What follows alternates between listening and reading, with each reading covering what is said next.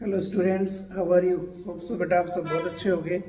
जैसे कि आपको पता है जनवरी का जो अटैम्प्ट हुआ था जेई मेंस का, ठीक है, जो 5 दिन पेपर हुए थे 10 शिफ्ट्स में 21, 22, 23, 24 और 28, अब उसकी प्रोविजनल आंसर की आ चुकी है और साथ में आपकी जो रिस्पॉन्स शीट है वो भी अपलोड कर दी गई है जेई मेंस एनटीए की तरफ से, ठीक है।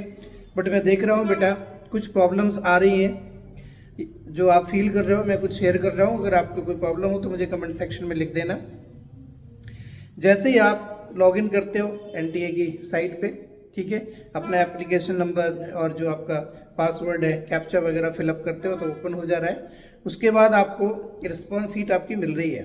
रिस्पॉन्स शीट जो आपको मिल रही है, आप देख रहे हो हर क्वेश्चन के साथ एक पीछे साइड में बॉक्स में उसका question ID, option ID, answered, unanswered, ठीक है, वो सब लिखा हुआ है। तो ये आपकी आंसर रिस्पॉन्स शीट है जो आपने वहां पे फिलअप की थी। कुछ बच्चे कह रहे हैं हमने ये ऑप्शन मतलब हमारा फिलअप था, यहाँ पे अनआंसर्ड है।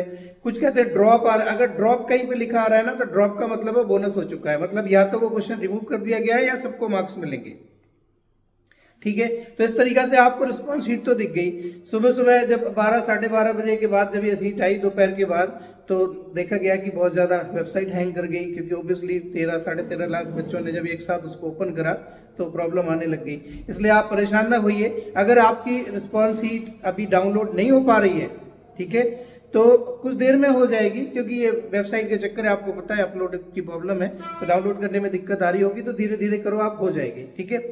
सेकेंडली, अब जो आपको रिस्पॉन्स शीट मिली है उससे आंसर्स कैसे चेक करें, ये मेन प्रॉब्लम आ रही है, ठीक है। तो बेटा देखो, जो इन्होंने प्रोविजनल आंसर की अपलोड की है उसको कैसे देखना है, ध्यान से समझ लीजिए। जैसे आपने अपनी जो रिस्पॉन्स शीट है वो देख ली, आप देखोगे रिस्पॉन्स शीट के साथ क्वेश्चन आईडी, ऑप्शन आईडी, ठीक है, और क्वेश्चन आंसर्ड, अनआंसर्ड और आंसर्ड है तो फोर्थ ऑप्शन है, वो सारा कुछ वहां लिखा हुआ है। अब आपने क्या करना है, इत्मीनान से देखो 2 दिन का टाइम है, आज 4 फरवरी है, 5-6 फरवरी तक का टाइम है। आप आराम से कल तक 5 फरवरी तक सारे चेक कर लो, सभी के मार्क्स बना लो और फिर एक बार अपना स्कोर देख लो। देखना कैसे है, आपने क्या करना है, एनटीए की साइट पे जाकर के आंसर की चैलेंजिंग जेईई मेंस के सेक्शन में जाना है।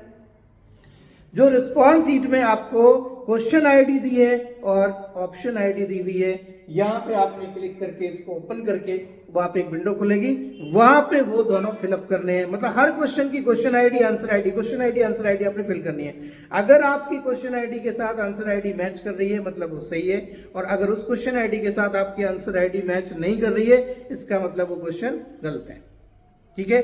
तो क्वेश्चन आईडी डालो, उसके साथ वहां पे उसकी आंसर आईडी मिलेगी। उस आंसर आईडी की आपकी आंसर आईडी जो मैच करनी चाहिए, अगर मैच कर गई तो आपका क्वेश्चन सही है, मतलब आप उसके 4 नंबर जोड़ सकते हो, और अगर वो मैच नहीं कर रही है तो आपका आंसर गलत है, मतलब कि आप उसमें -1 कर सकते हो।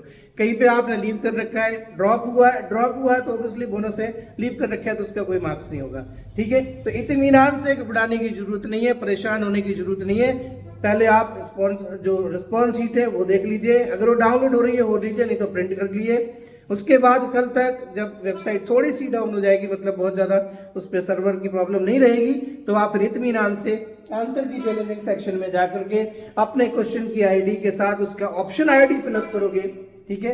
क्वेश्चन आईडी भरोगे, जैसे केमिस्ट्री अलग अलग सेक्शन होगा, फिजिक्स है, मैथ्स है, केमिस्ट्री है। मान लीजिए केमिस्ट्री है, केमिस्ट्री में आपने जाकर के उसकी क्वेश्चन आईडी फिलअप कर दी तो उसकी वहां से ऑप्शन आईडी जनरेट होगी। ऑप्शन आईडी आपकी ऑप्शन आईडी से अगर मैच कर गई तो आपका सही है, आप उसके 4 नंबर लिख सकते हो, और अगर नहीं मैच कर रही तो आप गलत समझ लीजिए माइनस। तो इस तरीके से आप अपने स्कोर बना सकते हो। ओके, चलो जी, अगर कोई और प्रॉब्लम आ रही है रिलेटेड तो आप बताना, मैं आपकी हेल्प करूंगा। Thank you, thanks a lot. इसी में बेटा जब आप आंसर की चैलेंजिंग वाला ऑप्शन डालोगे तो कुछ इस तरीके का फॉर्म बन के आएगा। इसमें आप एप्लीकेशन नंबर डाल दो, पासवर्ड डाल दो, ठीक है, और कैप्चा फिलअप करोगे। उसके बाद लॉगिन कर दीजिए। लॉगिन करने के साथ ही रिस्पॉन्स शीट खुल जाएगी, और रिस्पॉन्स शीट खुल करके आपने देख लीजिए प्रॉपर। अब आप ये भी देख सकते हो कि आपने कौन सा क्वेश्चन किया था, नहीं किया था, क्वेश्चन पेपर का लेवल कैसा है, डिफिकल्टी लेवल कैसा, सारी कुछ चीजें पता लग जाएंगी जो आगे की प्रिपरेशन के लिए आपको हेल्प करेंगी, ठीक है। फिर जब आप यहाँ पे लॉगिन करोगे, लॉगिन करते ही सीट खुलेगी, उसके बाद उसका क्वेश्चन आईडी, और ऑप्शन आईडी, हर क्वेश्चन मैच करना पड़ेगा, हर क्वेश्चन का क्वेश्चन आईडी, हर क्वेश्चन का ऑप्शन आईडी, तभी 2 दिन का टाइम इत्मीनान से करना। अगर किसी क्वेश्चन को चैलेंज करना है तो चैलेंजिंग का मैं आपको तरीका बता दूंगा। उसके लिए हमें क्या होगा, कोई सपोर्टेड डॉक्यूमेंट भी देना होगा कि हमारा ये क्वेश्चन सही है, हमने एनसीईआरटी में पढ़ा है या किसी रेफरेंस बुक में पढ़ा है, और उसके अकॉर्डिंगली हम उसकी फोटोकॉपी या कोई रेफरेंस लेकर के उसके साथ में अटैच करेंगे, उसकी फीस सबमिट करेंगे, तो आंसर की चैलेंज हो जाएगी। ठीक है।